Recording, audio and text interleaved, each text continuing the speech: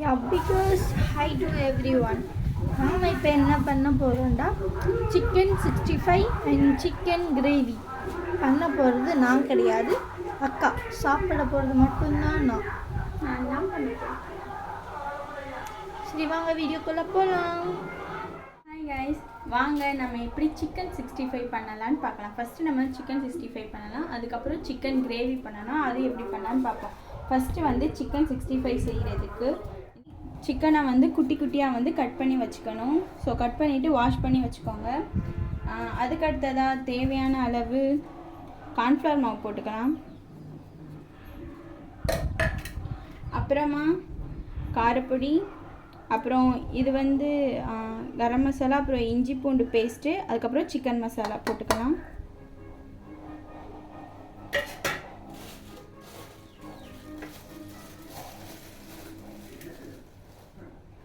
அடுத்ததாக தேவையான அளவு கொஞ்சம் சேர்த்துக்கலாம், உப்பு சேர்த்துக்கலாம்.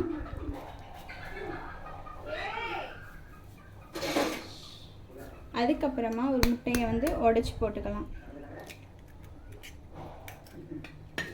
இது எல்லாமே வந்து கொஞ்சமாக தண்ணி சேர்த்துக்கிட்டு நல்லா மிக்ஸ் பண்ணலாம். இப்போ வந்து நம்ம சிக்கனை வந்து நல்லா மிக்ஸ் பண்ணிட்டோம். அதுக்கப்புறமா கொஞ்சமாக நம்ம வந்து தயிர் சேர்த்துக்கலாம்.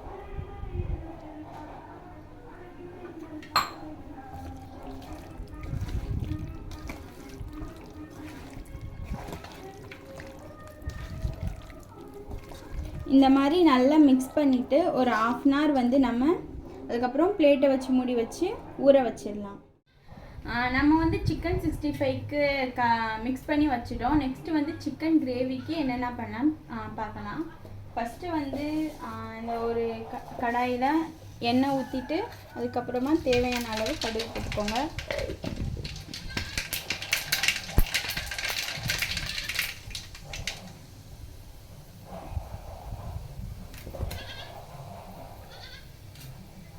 கடுகு நல்லா பொரிஞ்சு வந்ததும் வெங்காயம் சேர்த்துக்கலாம்.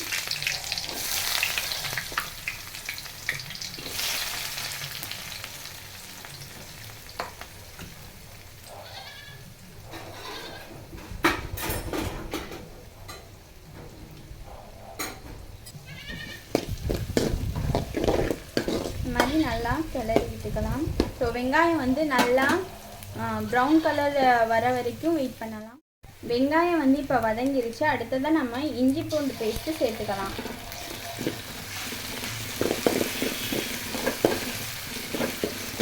இந்த இஞ்சி பூண்டு பேஸ்ட் அந்த பச்சை வடை போகிற வரைக்கும் நல்லா வந்து வதக்கணும்.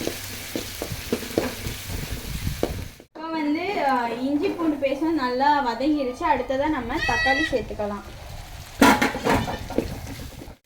இப்போ வந்து தக்காளி நல்லா வதங்கிருச்சு.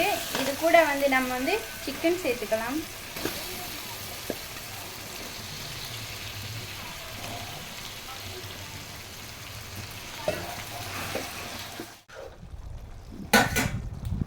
இப்போ வந்து நம்ம அடுத்ததாக கொஞ்சமாக தயிர் சேர்த்துக்கலாம்.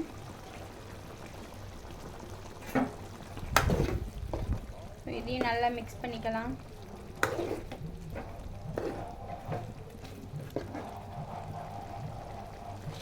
அதுக்கப்புறமா தேவையான மசாலாஸ்லாம் ஆட் பண்ணிக்கலாம். இதில் வந்து நாங்கள் வீட்டுக்கு போடுற மசாலா, அதுக்கப்புறமா சிக்கன் குழம்பு மசாலா சேர்த்துப்போம். ஸோ இதையும் நல்லா வந்து மிக்ஸ் பண்ணிக்கலாம்.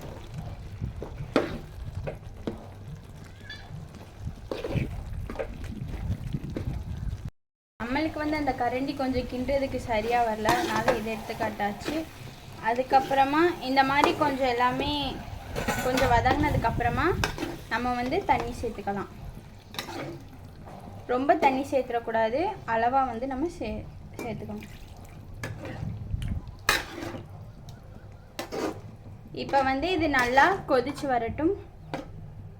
இப்போ வந்து தண்ணியெல்லாம் வதங்கி நல்லா வந்து எண்ணெயெல்லாம் கொஞ்சம் வெளியே வந்துடுச்சு. ஸோ இதுக்கப்புறமா நம்ம வந்து கொத்தமல்லி சேர்த்துட்டு கிளறி விட்டுக்கலாம்.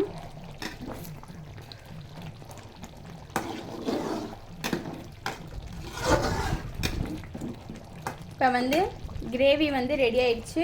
இனி கேஸ் ஆஃப் பண்ணிவிட்டு நம்ம வந்து க்ளோஸ் பண்ணி இப்போ நம்ம வந்து கிரேவி வச்சு முடிச்சிட்டோம். அதுக்கப்புறமா நம்ம வந்து மிக்ஸ் பண்ணி வச்சுருந்த சிக்கன் 65 வந்து ஃப்ரை பண்ணி எடுத்துடலாம்.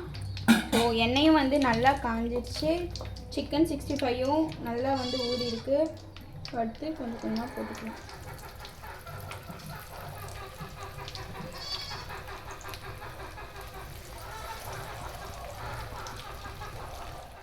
இப்போ வந்து சிக்கன் வந்து நல்லா ஃப்ரை ஆயிடுச்சு. இதை வந்து நம்ம எடுத்து தனியாக வச்சுக்கலாம். இப்போ வந்து சிக்கன் 65 வந்து ரெடி ஆகிடுச்சு. எப்படி இருக்குன்னு வந்து சாப்பிட்டு பார்த்து சொல்கிறேன்.